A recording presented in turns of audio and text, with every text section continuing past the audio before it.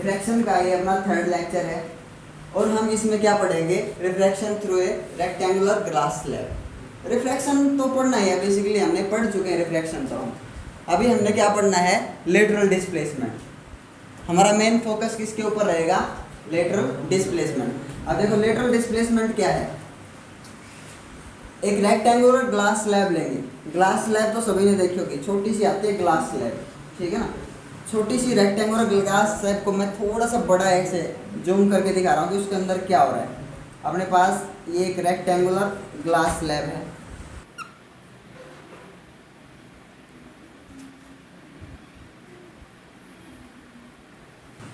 ठीक है। अब रिफ्रैक्शन तो हमने पढ़ ही रखा है दो मीडियम्स के लिए, मैंने बताया ना, ये चीज़ तो हम पढ़ चुके हैं रिफ्रैक्शन। लेकिन हमारा मेन फोकस किस पे रहेगा, लेटरल डिस्प्लेसमेंट पे। देखो एक इंसिडेंट रे डाल लिया, अगर हम, मैंने इंसिडेंट रे डाल लिया ऐसे किसी एंगल के ऊपर, ठीक है।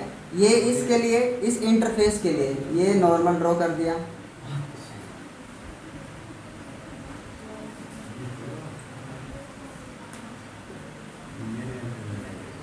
ये अगर मीडियम रेयरर है और ये क्या है, डेंसर, तो किधर मुड़नी चाहिए, टुवर्ड्स नॉर्मल। इस रे का ओरिजिनल पाथ तो ये है। अगर ये ग्लास स्लैब नहीं होती तो ये ऐसे जाती, ओरिजिनल पाथ तो ये बेटा इसका, ऐसा समझ में। अब ये इधर मुड़ेगी किधर, टुवर्ड्स से नॉर्मल, टुवर्ड्स नॉर्मल मुड़ेगी ऐसे, रिफ्रैक्शन हो गया। अब जैसे ही इस इंटरफेस से फिर बाहर जाएगी, यहाँ से जैसे ही बाहर निकलेगी फिर से क्या होगा, रिफ्रैक्शन। अब किधर जाएगी, denser to rarer, away from normal. तो अवे फ्रॉम नॉर्मल, इस चीज़ का ध्यान रखो कि अवे फ्रॉम नॉर्मल जाते हुए ये क्या दिखें, पैरेलल। समझ में, जब अवे फ्रॉम नॉर्मल आप इसको बेंड करो तो इस चीज़ का ध्यान रखना कि ये जो ओरिजिनल रे का जो पाथ है उसके ये किसके बिल्कुल साथ में क्या हो, ये पैरेलल। समझ में। अब एंगल आई, ये है अपना एंगल आई, मीडियम 1, रेयरर मीडियम, और ग्लास है ये, ग्लास स्लैब, जिसकी थिकनेस क्या दी हुई है, थिकनेस, मोटाई। ग्लास स्लैब की क्या होती है, थिकनेस, ठीक है। ये थिकनेस है टी इसकी। तो यहाँ पे पॉइंट मान लेते हैं ए, यहाँ पे बी, यहाँ पे सी, और इसके ऊपर परपेंडिकुलर ड्रॉ करेंगे यहाँ से, ये परपेंडिकुलर ड्रॉ करेंगे सी डी। क्यों ड्रॉ किया मैंने परपेंडिकुलर, क्योंकि आपको पता होना चाहिए लेटरल डिस्प्लेसमेंट। क्या फाइंड आउट करना है, ओरिजिनल पाथ से कितना हट गई है। ओरिजिनल पाथ तो ये था, उससे कितना हट गई है भाई, उतना ही था, ये सेम चलेगा। तो यहाँ पे जो सी डी है अपना, सी डी क्या है, लेटरल डिस्प्लेसमेंट। ओरिजिनल पाथ से कितना भटक गई है, कितना डिस्प्लेस हुई है, समझ में। तो ये सी पॉइंट और ये इमरजेंट रे है, इसको मैं नाम दे देता हूँ ई, ठीक है। और ये angle E, angle of emergence. आपको पता है ये एंगल आई, तो ये एंगल क्या होगा, आर। ये एंगल क्या होगा फिर, ये पूरा आई, ये आई तो ये पूरा आई कंप्लीट, तो ये इतना एंगल क्या हो जाएगा, i minus r, i minus r. आ रहे समझ में, ये एंगल होगा आई माइनस आर। अभी मैं इसको कंप्लीटली यहाँ परपेंडिकुलर ड्रॉ कर देता हूँ, इस नॉर्मल को कंप्लीट यहाँ पे मिला देता हूँ इसे। देखो ये पॉइंट मान लिया मैंने, एम एन कुछ भी मान सकते हैं आप, ठीक है। मैंने मिला दिया, यहाँ पे दो ट्रायंगल मिल गए आपको। एक तो ट्रायंगल क्या मिल गई है, बी एम सी, और एक ट्रायंगल क्या है, बी डी सी। दो ट्रायंगल मिल गए हैं। अब मैंने बताया था मेन फोकस हमारा किस पे रहेगा, लेटरल डिस्प्लेसमेंट निकालने पे। क्या निकालना है, लेटरल डिस्प्लेसमेंट। सो लिखो क्या क्या है आपके पास, t is equal to thickness of glass slab. C d क्या है आपके पास, c D is equal to क्या आएगा, लेटरल डिस्प्लेसमेंट।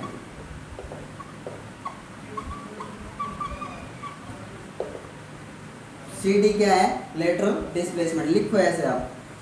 तो आपका जो सी डी है इस क्वेश्चन में, जो लेटरल डिस्प्लेसमेंट है, अपना डेरिवेशन क्या आना चाहिए लास्ट में, result t into sine i minus r upon में कोस आर। कोस आर ये रिजल्ट अगर आता है अपना तो सही है, ठीक है ना, ये रिजल्ट आएगा अपना। तो इसी रिजल्ट को फाइंड आउट करते हैं। देखो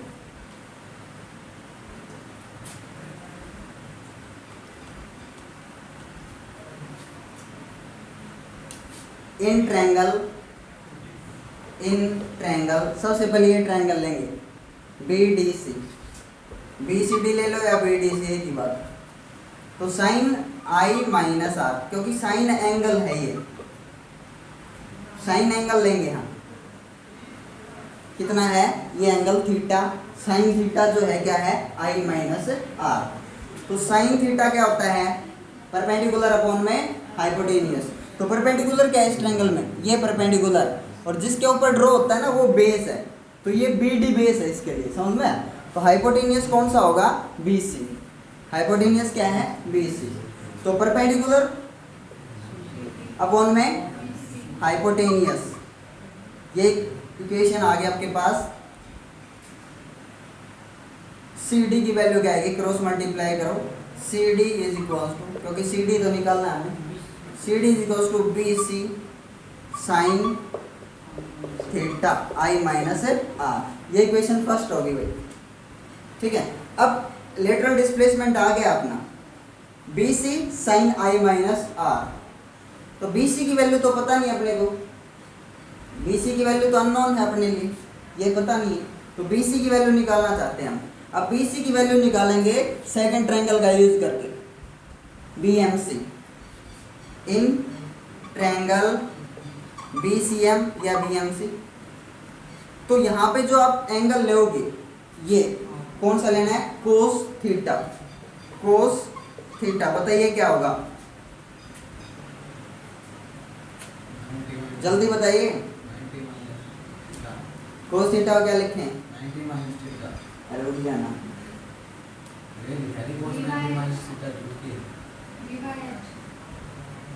सही है, बेस अपॉन हाइपोटेनियस।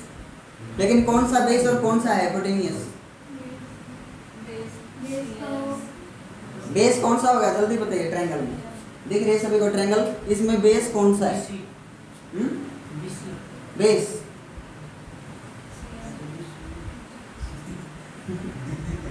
देखो देखो ध्यान से, थीटा थीटा याद रखो भाई, किसी भी ट्रायंगल में आपको क्या याद रखना है, थीटा कहाँ है अपना, समझ में आ गया। ध्यान से देखो,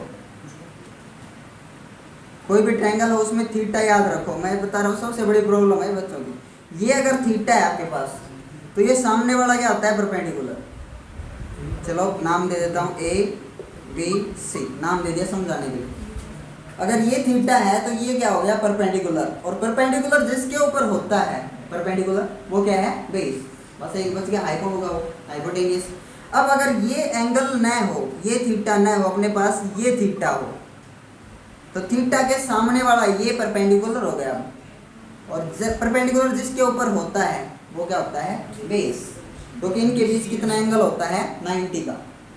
तो ये इस थीटा के लिए ये परपेंडिकुलर, और थीटा के साथ जो होता है ना, थीटा के साथ वाला वो क्या होता है बेस।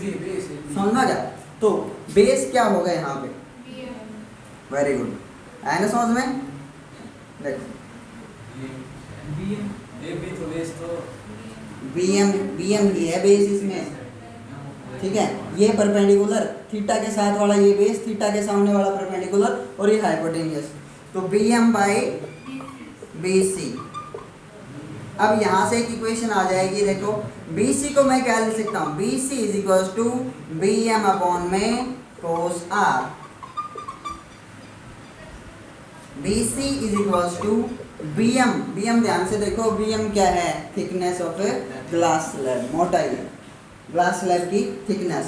तो BM की जगह क्या रिप्लेस कर सकता हूँ, T अपॉन में कोस R। ये वैल्यू हम पुट कर देंगे किसमें, इक्वेशन फर्स्ट में लिखेंगे, on putting the value of BC in equation first, करो put. So c D is equals to क्या हो जाएगा, बी सी। बी सी की वैल्यू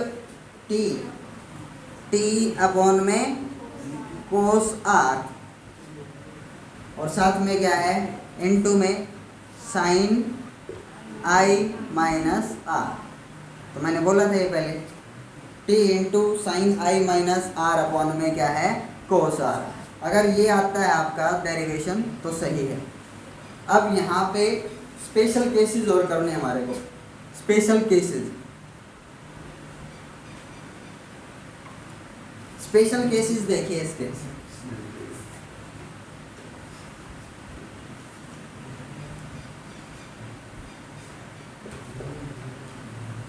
स्पेशल केसेस भाई सी डी मैक्सिमम कब हो सकता है, ध्यान से देखो।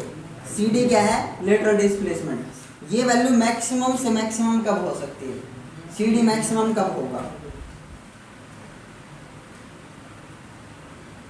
देख रहे आपको। अगर साइन आई माइनस आर ये चीज़ कांस्टेंट, ये एंगल फिलहाल इतने एंगल के लिए क्या है ये कांस्टेंट, आर क्या है उतने के लिए कांस्टेंट, तो कांस्टेंट को हटाओ तो क्या मिलता है आपको, डायरेक्टली प्रोपोर्शनल। तो C D is directly proportional thickness of glass slab. क्या समझ में आया, जितना ज़्यादा ग्लास स्लैब की थिकनेस होगी, मोटाई होगी, उतना ज़्यादा लेटरल डिस्प्लेसमेंट मिलेगा आपको, समझ में। जितना मोटा ग्लास स्लैब आप लोगे उतना ज़्यादा लेटरल डिस्प्लेसमेंट मिलेगा, यानी कि और ज़्यादा जितनी ज़्यादा मोटाई होगी, मोटाई कम लेटरल डिस्प्लेसमेंट इतना, मोटाई और बढ़े अपनी थिकनेस तो और ज़्यादा डिस्प्लेसमेंट, लेटरल डिस्प्लेसमेंट। आ रहे समझ में। एक और केस, ये तो एक केस होगा स्पेशल केस अपना। दूसरा केस क्या है, किस चीज़ को बढ़ाए हैं, क्योंकि आपको दिख रहा है इसमें अगर ये चीज़ कांस्टेंट बना दें थिकनेस, भाई एक बार ग्लास स्लैब बन गई तो थिकनेस तो उसकी कांस्टेंट होगी, बदलेगी नहीं। तो फिर किसके ऊपर डिपेंड करता है, फिर आपके हाथ में है क्या, किस चीज़ को बढ़ाओगे, एंगल। किस चीज़ को बढ़ा सकते हो, एंगल आई को। आप देखो एंगल आई को आप क्या रखो, मैक्सिमम कितना होगा 90, और आर उस टाइम पे क्या हो जाएगा 0। तो साइन 90 की वैल्यू क्या आती है, मैक्सिमम +1, समझ में आ गया। सो इफ एंगल आई क्या चूज करें हम, angle i is equal to क्या हो अपना 90। अगर एंगल आई अपना 90 हो then C D will be maximum, समझ में। सी डी की वैल्यू मैक्सिमम होगी अगर एंगल आई हम 90 लेते हैं, ठीक है। ये आपको करके दिखाना है, अभी करो। नेक्स्ट क्लास में हम क्या करेंगे, नेक्स्ट क्लास में हम रिफ्लेक्शन थ्रू स्फेरिकल लेंसेज, ठीक है। स्फेरिकल मिरर पढ़े थे हमने, अभी क्या पढ़ना है नेक्स्ट वीडियो में, स्फेरिकल लेंसेज, ठीक है।